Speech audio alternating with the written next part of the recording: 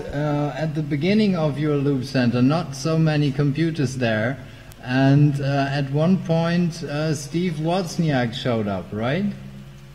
This is a segue from the Homebrew Computer Club conversation that we had, because in one of those mapping sessions, I was there, and when Lee recognized me, I said, by the way, I'm taking computers into classrooms, and talked about Loop Center's program where we literally put our computers in the back of a pickup truck because they were not personal computers, and took them to the local elementary school and ran classes, 40 hours of computing classes for 4th, 5th, and 6th graders.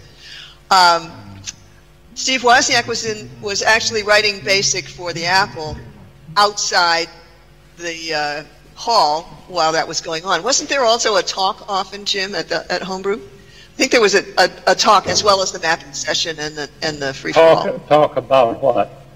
Well, often there was an invited speaker as well at Homebrew.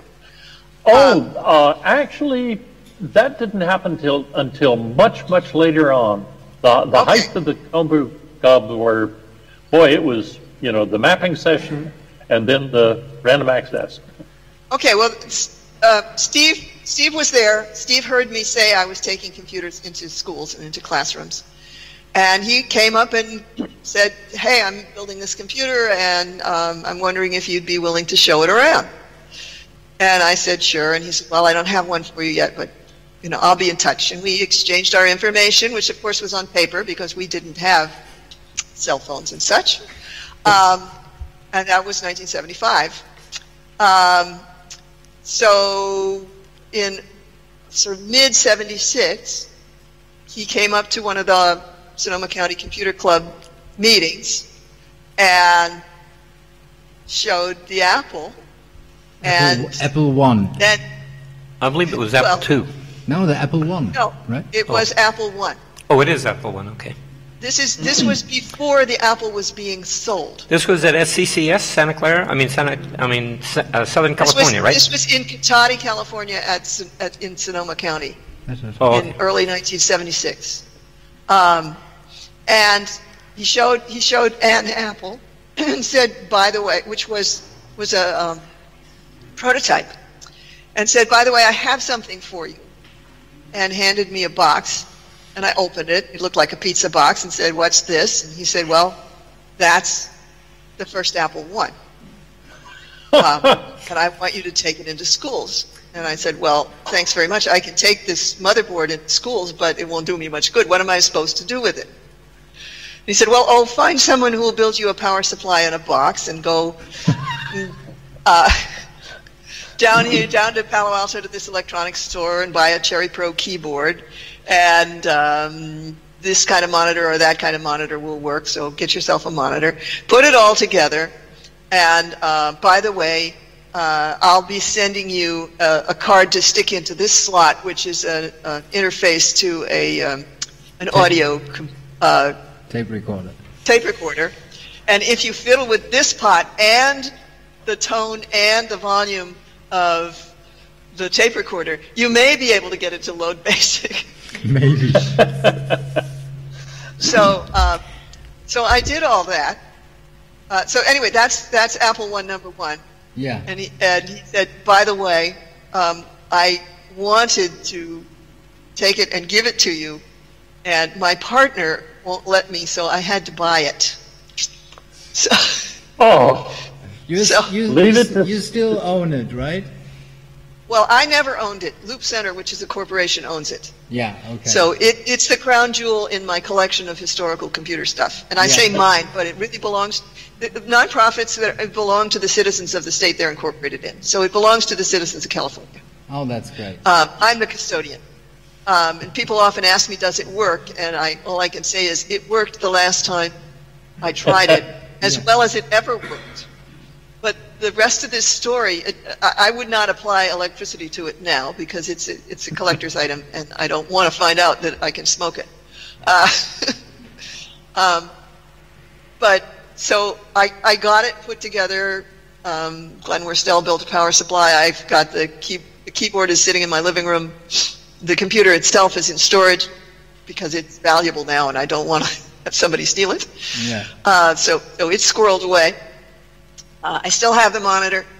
I still have the box. But I got it all put together, learned how to load BASIC, was invited to take it to actually Windsor Junior High School to a math class and tried to teach a little BASIC programming language with it. However, a school class is 45 minutes, 40 minutes. So, and the classroom we were in was being used by another class before the math class that I was invited to teach in. And so I couldn't get into the room before class. So the strategy was, because it took 20 minutes to load BASIC. So get in, and if you unplugged it, of course, it lost its memory. It's gone. Yeah. So that meant go into the classroom, plug it in, try to get it to load, let it load for 20 minutes, hope that it loaded, teach a little BASIC while the thing is loading. Then it's loaded. Then you can, and if you're lucky, it comes up on the screen and says ready. Then you type in 10 print, hi, here we are. 20, go to 10. Yeah, we know that loop. Okay, so if we were lucky, we could get it to do that. And in the earlier 20 minutes, I'd introduced BASIC and told the kids to write something that was a print statement. And so I'd type in one, and they'd get to run it and see that the screen filled up with hello, here we are. And then we'd press Control C, which doesn't do the same thing anymore. And somebody else one of the kids would type in their short program. However, we're now at minute 30, and that particular Apple I, the first one, overheated rather quickly.